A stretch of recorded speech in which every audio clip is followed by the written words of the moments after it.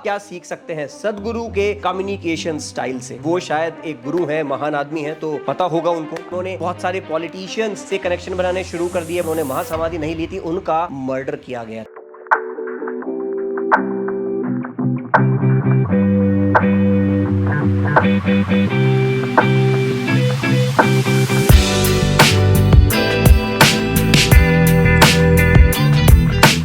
तो चलिए दोस्तों, तो आज की वीडियो होने वाली है बहुत ही एक्साइटिंग, क्योंकि आज की वीडियो है जग्गी भाई के बारे में। जी हाँ, जग्गी भाई। Any guesses? Jagdish Vasudev. Any guesses? सदगुरु। जी हाँ, सदगुरु जी के ऊपर आज की वीडियो होने वाली है।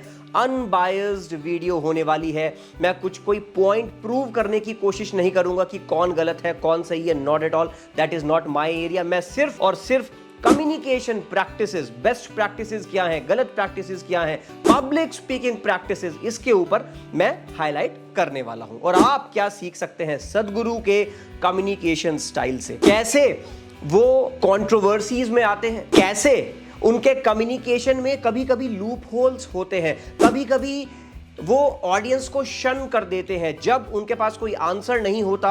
इन सारी चीजों के बारे में और अच्छी चीजें किस तरह से वो स्टोरी टेलिंग करते हैं, a lot of things we will talk about in this video. तो शुरू करते हैं। सबसे पहले उनकी लाइफ के कुछ इंटरेस्टिंग फैक्ट्स जो शायद क्या 90% आपको मैं गारंटी के साथ बता सकता हूं कि आपको नहीं पता होंगे। पहली बात, उनका नाम जगदीश वासुदेव, जग्गी उनको बुलाते हैं। और हम सब लोग अब उनके जो ब्रांडेड जो नेम है, उनका ब्रांडिंग के साथ वो नाम पड़ गया है सदगुरु। सेकेंड, वो एक वेल टू डू फैमिली से आते हैं। पोल्ट्री फार्मिंग का उनका बिजनेस रहा था पुराना। एक वेल टू डू फैमिली से थे, अबव मिडिल क्लास आप उस बोल सकते हैं फैमिली से वो बिलोंग करते हैं। थर्ड, वो बचपन में एक एथीस्ट थे। जी हाँ, आपको सुन के बड़ा ऑकवर्ड लग रहा होगा, शॉकिंग लग रहा होगा, but this is the truth. वो बताते हैं अपने बारे में, ये चीज सच्चाई है उनकी। एथीस्ट बोले तो जो भगवान के एग्जिस्टेंस में विश्वास नहीं रखता, भगवान के एग्जिस्टेंस में विश्वास नहीं रखता, उसको बोलते हैं एथीस्ट। तो बचपन में वो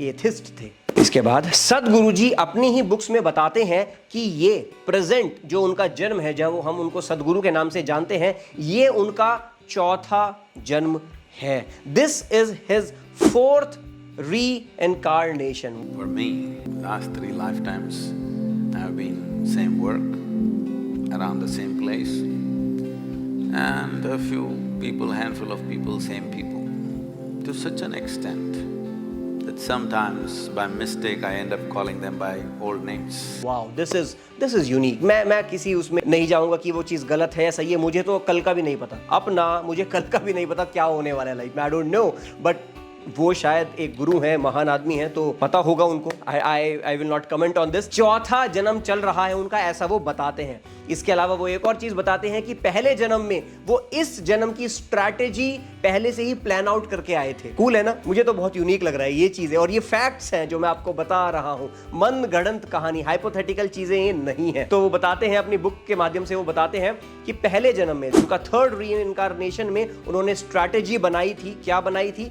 कि वो चौथा जन्म लेंगे, इंसान योनि में लेंगे, और ये सारे काम वो करेंगे जो अब वो कर रहे हैं। वो पहले जन्म में डिसाइड कर चुके थे क्या काम करेंगे। दुनिया को भगवान के नजदीक लेकर जाएंगे, जो उनका मिशन है, जैसा वो बताते हैं। कौन लेकर जाएंगे? वो उनकी वाइफ और उनकी डिसिपल भारती। उनकी वाइफ का नाम है विजी, उनके डिसिपल, सबसे उनका जो मोस्ट इंपॉर्टेंट डिसिपल भारती और वो तीनों एक ट्रायंगल की तरह हैं। ये ट्रायंगल फॉर्म हो गया था पहले रीइंकार्नेशन में। शायद बीच बीच में आप कुछ बातें डाइजेस्ट ना कर पाओ, आपको समझना है, आपके बहुत ऊपर से निकल जाए बातें। अगर ऐसा लग रहा है तो बताना। और आपको क्या लगता है, कौन सा जन्म है आपका? जल्दी से मुझे कमेंट सेक्शन में बताओ। It will be fun. I am not expert on this, मैं एक्सपर्ट नहीं हूं, तो मैं कुछ कमेंट नहीं करूंगा। मैं कमेंट करूंगा कम्युनिकेशन और पब्लिक स्पीकिंग के ऊपर। आप बताइए, आपको क्या लगता है कौन सा जन्म है ये आपका? और एक और क्वेश्चन का जवाब दीजिए जल्दी से। It will be fun activity कि आपको क्या लगता है कितने जन्म होते हैं एक इंसान के पास लेने के लिए?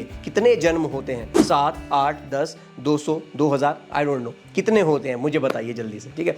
तो उन्होंने पहले ही रीइनकार्नेशन में, थर्ड रीइनकार्नेशन में स्ट्रैटेजी फॉर्म कर ली थी कि that they will form a triangle. जो पावर वो एसिमिलेट करेंगे वो उस ट्रायंगल में बेस्ड होगी। ट्रायंगल का एक कॉर्नर है सदगुरु जी, दूसरा कॉर्नर उनकी वाइफ विज्जी और तीसरा कॉर्नर उनके डिसिपल भारती। अब होता क्या है कि ये ट्रायंगल फॉर्म होगा और इस तरह से वो ह्यूमन काइंड की हेल्प करेंगे, ये वो ऑलरेडी पहले रीइनकार्नेशन में डिसाइड कर चुके थे। बट होता क्या है कि उनकी वाइफ की सडन डेथ हो जाती है। उनकी वाइफ विज्जी की सडन डेथ के बाद सदगुरु सामने आते हैं और बताते हैं कि ये उनकी इच्छा थी, उन्होंने महासमाधि ली है।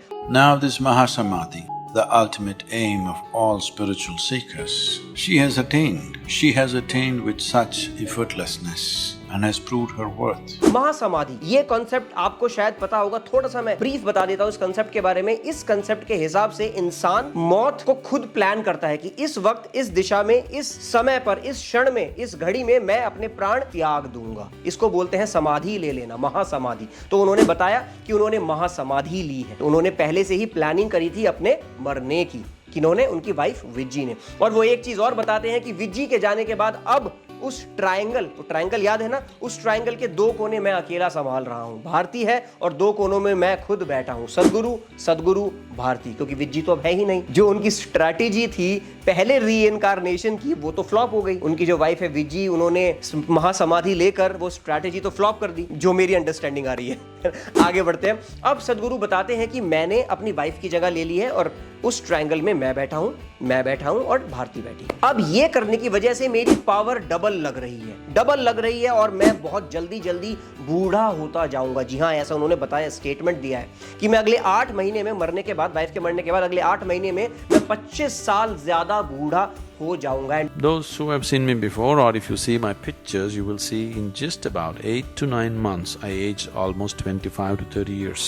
You will see my pictures, in 8 months time I have aged almost 25-30 years, because we use the system so blatantly, because I never planned to live beyond that. I had my body completely ruined by the time I finished the consecration. You know what? अगले 8 महीने बाद, ठीक 8 महीने बाद, you will be shocked, वो सच में बहुत बूढ़े लगने लगे थे। क्या इसके पीछे सच्चाई है? क्या ट्रांसफॉर्मेशन है, फिजिकल ट्रांसफॉर्मेशन, मेंटल ट्रांसफॉर्मेशन, क्या सच है? I don't know. मैं उस फैक्ट में जाऊंगा ही नहीं, क्योंकि वो मेरा एरिया नहीं है, आपकी श्रद्धा के ऊपर डिपेंड करता है। आगे बढ़ते हैं। उन्होंने अनाउंस किया कि अब मैं बहुत बूढ़ा हो गया हूं, टाइम से पहले 25 साल ज्यादा बूढ़ा हो गया हूं, अब मैं बहुत ज्यादा जी नहीं पाऊंगा, मैं मर जाऊंगा, मैं भी समाधि ले लूंगा। उसके बाद वो बताते हैं कि वो अपने पैर में एक कॉपर एंकलेट पहनते हैं, तांबे का एक एंकलेट, एक कोई ऑर्नामेंट पहनते हैं, जिसकी वजह से उनकी जान अभी बची हुई है। कह लीजिए कि उनकी जान उस एंकलेट में है, ऐसा लोग मानते हैं। उस कॉपर एंकलेट में उनकी जान छुपी है। अब इसके बाद डिस्कस करते हैं कुछ कॉन्स्पिरेसी थियरी के बारे में। बहुत सारी कॉन्स्पिरेसी थियरी है उनके खिलाफ, सदगुरु के खिलाफ। थोड़ी सी मैं उजागर करने की कोशिश करता हूं, जितनी मेरी टीम ने रिसर्च करी, मैंने रिसर्च करी, हम लोगों ने मिलकर इस डेटा को एसिमुलेट करा। इंटेंशन किसी को डिग्रेड करने का नहीं है, किसी को नुकसान पहुंचाने का नहीं है, इंटेंशन सिर्फ आप तक इंफॉर्मेशन लाने का है। रिपोर्ट्स बताती हैं कि उनकी वाइफ मरी नहीं थी, उनका अकस्मात निधन नहीं हुआ था, उन्होंने महासमाधि नहीं ली थी, उनका मर्डर किया गया था। और ये बात कोई नहीं बोलता, ये उनकी वाइफ विज्जी के पिताजी बोलते हैं। रिपोर्ट्स हैं, उनके खिलाफ एफआईआर है और पिताजी बोलते हैं कि मेरी बेटी का मर्डर किया गया है और कातिल है सदगुरु। इसके बाद उनके पिताजी बताते हैं, विज्जी के पिताजी बताते हैं कि सदगुरु ने मेरे वहां पहुंचने से पहले, जब उनको उनकी बेटी की मृत्यु का समाचार मिला, उनके वहां पहुंचने से पहले उनकी बेटी की बॉडी को जला दिया। ये एक बहुत बड़ी कंट्रोवर्सी है, क्यों जलाया, वो उनको वहां तक पहुंचने क्यों नहीं दिया गया। तीसरी बात कि उनकी बॉडी को जलाया क्यों गया। होता क्या है कि जो इंसान समाधि लेता है, महासमाधि लेता है, उसकी बॉडी को डीप डाइव, बहुत ज्यादा गहरे में दफनाया जाता है, कभी भी उनकी बॉडी को जलाया नहीं जाता। एक और कंट्रोवर्सी है कि जब पुलिस आई कंप्लेंट लेकर और इन्वेस्टिगेशन करने के लिए, उससे पहले ही वो यूएसए के लिए रवाना हो गए। सदगुरु जी बताते हैं कि मैंने अपना अस्थमा और लेग का फ्रैक्चर, पैर में मेरे फ्रैक्चर था, दोनों मैंने अपनी शक्तियों से ठीक करे हैं। तो लोगों का यही कहना है कि आप दुनिया का भला क्यों नहीं करते, पूरी दुनिया का अस्थमा ठीक क्यों नहीं कर देते जब आपने खुद का किया है। कंट्रोवर्सी। इसके अलावा ईशा फाउंडेशन 63,000, लगभग 63,000 स्क्वायर मीटर्स पर वो लैंड फैली हुई है ईशा फाउंडेशन की, उसके अप्रूवल्स डॉक्यूमेंटेशन पूरी नहीं की गई थी। एक और कंट्रोवर्सी में वो फंसे रहे। इसके बाद कंट्रोवर्सी से बाहर आने के लिए वो उन्होंने बहुत सारे पॉलिटिशियंस से कनेक्शन बनाने शुरू कर दिए, बहुत सारे सेलिब्रिटीज को अपने पास बुलाना शुरू कर दिया, अपने ब्रांड को बिल्ड करना शुरू करा, और उन्होंने एक सबसे बड़ा एक मूवमेंट स्टार्ट करा जिसका नाम दिया सेव सॉइल। आप भी इस मूवमेंट के बारे में जानते होंगे, सेव सॉइल मूवमेंट। हर कोई पानी की बात कर रहा है, वाटर पॉल्यूशन है, एयर पॉल्यूशन है, ये चीजें ठीक करो, इकोसिस्टम ठीक करो, ओशियंस में प्रॉब्लम है, बर्फ पिघल रही है, ग्लोबल वार्मिंग हो रही है, बट कोई सॉइल की बात नहीं करता। उन्होंने एक यूनिक मुद्दा उठाया, सॉइल कंजर्वेशन, और सेव सॉइल नाम का एक मूवमेंट चलाया जिसकी वजह से उनको बहुत प्रसिद्धि मिली। और अब आते हैं मेन मुद्दे पर, कम्युनिकेशन एंड पब्लिक स्पीकिंग। कैसे वो एक बहुत बेहतरीन वक्ता है और कैसे वो सामने वाले इंसान को अपनी बातों से मंत्र मुग्ध कर देते हैं। अब मंत्र मुग्ध करने के लिए सबसे पहली स्ट्रैटेजी जो वो अपनाते हैं वो है स्टोरी टेलिंग। वो स्टोरीज के माध्यम से कहानियां सदगुरु के पास हजारों कहानियां अवेलेबल हैं। आप उनसे एक क्वेश्चन पूछो, वो आपको 2 कहानी सुनाएंगे, फिर से एक क्वेश्चन पूछो, फिर से 4 कहानी सुनाएंगे। ही is a bundle of stories. वो इतनी सारी स्टोरीज उनके पास अवेलेबल होती हैं। ऑफ कोर्स सेम स्टोरी में कभी कभी डेटा डिफर करता है, वेरिएशन आती है ना, 2 साल का 4 साल हो जाता है, रामू का शामू हो जाता है, बट यस मुद्दा वही रहता है। He is able to make his point through the same story. Second जो बहुत अच्छा उनका कम्युनिकेशन स्टाइल है, that is he is a bold speaker. वो बोल्ड तरीके से, he is not a calm speaker, he is a bold speaker. वो bold तरीके से अपनी बात को रखते हैं, एंड जब उनके पास आंसर नहीं होता, is not able to answer the question, he shuns the audience, he shuns the debate. ऐसी डिबेट जो उनके फेवर में नहीं जा रही होती उसको वो चुप करा देते हैं। चुप करा देते हैं मतलब ऐसा नहीं कि I will not answer, no. अगर ऐसा करेंगे तो वो तो नेगेटिव हो जाएगा, नेगेटिव ब्रांडिंग हो जाएगी। वो क्या करते हैं, बड़ी ही चतुराई से, क्लेवरनेस, ये टेक्निक है गाइस, इसमें कुछ बुरा नहीं है, ये पब्लिक स्पीकिंग की टेक्निक है और मैं भी ये टेक्निक सिखाता हूं अपने स्टूडेंट्स को, प्रोफेशनल्स को मैं टेक्निक सिखाता हूं और वो बखूबी इस टेक्निक को अपनाते हैं। क्या ऑडियंस में आप खड़े हैं, आपसे कोई क्वेश्चन पूछा जा रहा है and you don't know the answer, what you can do, you can just laugh away. You मतलब बेसिकली आपको मुद्दे से भटकना है, सिंपल एज दैट। या तो आप वही question, ask the question back to the society, back to the people, वही क्वेश्चन आप लोगों से पूछ लो, वहीं से आंसर्स निकल आएंगे और जो टॉपिक है वो डाइल्यूट हो जाएगा। स्ट्रैटेजीज होती हैं, उसमें से यही एक स्ट्रैटेजी वो बहुत बखूबी निभाते हैं। क्या, he shuns the audience, he shuns the debate. वो मजाक करके through his humour, through his wittiness वो उस मुद्दे को खत्म ही कर देते हैं। तो आपने क्या सीखा, हमने क्या सीखा सदगुरु से कम्युनिकेशन और पब्लिक स्पीकिंग स्टाइल को लेकर? ही is a great story teller. अगर आप अपनी डे टू डे लाइफ में, प्रोफेशनल लाइफ में, बॉस के सामने, क्लाइंट के सामने, इंटरव्यूअर के सामने, स्टेज पर being a public speaker story telling नहीं कर रहे हो, you are missing on a lot of opportunities. Believe me, जिस दिन आप स्टोरी टेलिंग शुरू कर दोगे लोग आपके दीवाने हो जाएंगे। ये मेरी पर्सनल गारंटी है। मैं खुद पिछले 4 सालों से पब्लिक स्पीकिंग कर रहा हूं, आजमा चुका हूं। मैं कुछ भी जो भी बोलता हूं गाइस वो कोई बुकिश नॉलेज नहीं होती, practical implementable steps, solutions, techniques होती हैं। तो स्टोरी टेलिंग बहुत जरूरी है।